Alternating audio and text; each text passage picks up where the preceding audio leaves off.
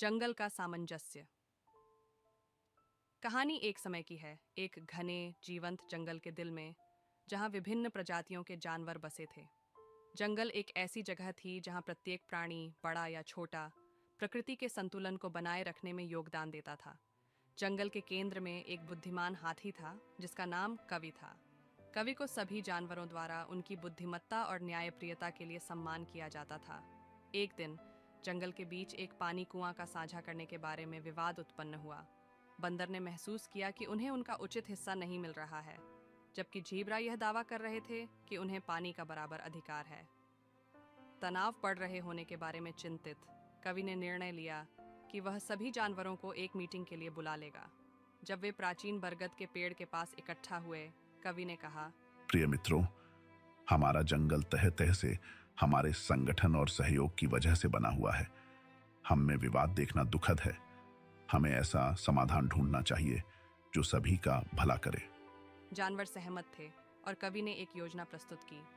प्रत्येक प्रजाति अब यहाँ के पानी कुएं का उपयोग करेगी, इसे सुनिश्चित करने के लिए कि सभी को बराबर एक्सेस हो। बंदर खुश थे, जानते हुए कि उन्हें उनका निर्धारित समय होगा, और झीब्रा भी थे। यह योजना स्वीकृत हुई और जंगल ने फिर से शांति से गूंथा। दिनों ने सप्ताहों में बदल दिए और जानवरों ने सही तरीके से कार्यवाही की। जंगल एक बार फिर से एक सदैव सामंजस्यपूर्ण धरोहर बन गया था। हालांकि एक गंभीर सूखे ने क्षेत्र को प्रभावित किया, जब एक दिन जो कभी हरा भरा था वह सूखा से सुन्न हो रहा था और पानी कुआं की स्थिति कमजोर हो रही थी। जैसे ही परिस्थिति बिगड़ी, जानवरों में बेचैनी फैल गई। झीब्रा अपने बछड़ों के बारे में चिंतित थे और बंदर अपने लिए पर्याप्त खाने का चिंतन कर रहे थे। कवि ने बरगद के पेड़ के नीचे एक और मीटिंग बुलाई ताकि इस संकट का सामना करने का एक सामंजस्यपूर्ण समाधान ढूंढा जा सके। सामंजस्य और एकता की भावना के साथ कवि ने यह सुझाव दिया कि इस कठिन समय में सभी को पानी कुएं का बराबर हिस्सा शेयर करना चाहिए, अपनी निर्धारित क्रम को अवलंबन करके नहीं। जानवर परिस्थिति की गंभीरता को समझते हुए बिना किसी हिचकिचाहट के सहमत हो गए। ड्राउट यानी सूखा आखिरकार धीरे धीरे कम हुआ और बारिश वापस आई। जंगल एक बार फिर से पुनः पूर्ण रूप से बदल गया था। जानवरों ने न केवल इस संघर्ष को जीत लिया था, बल्कि सहयोग और करुणा के महत्व को समझ गए थे।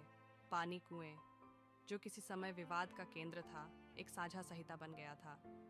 कवि ने अपनी बुद्धिमत्ता से मुस्कान के साथ जानवरों से कहा, मेरे दोस्तों, हमारे जंगल की सच्ची शक्ति हमारे संसाधनों की प्रचुरता में ही नहीं, बल्कि हमारी आवश्यकता के समय में साथ मिलने की क्षमता में है। यह सीख हमें मार्गदर्शन करे और इस एकता को हमारे आने वाले पीढ़ियों के लिए स्थिर बनाए रखने का कारण बने।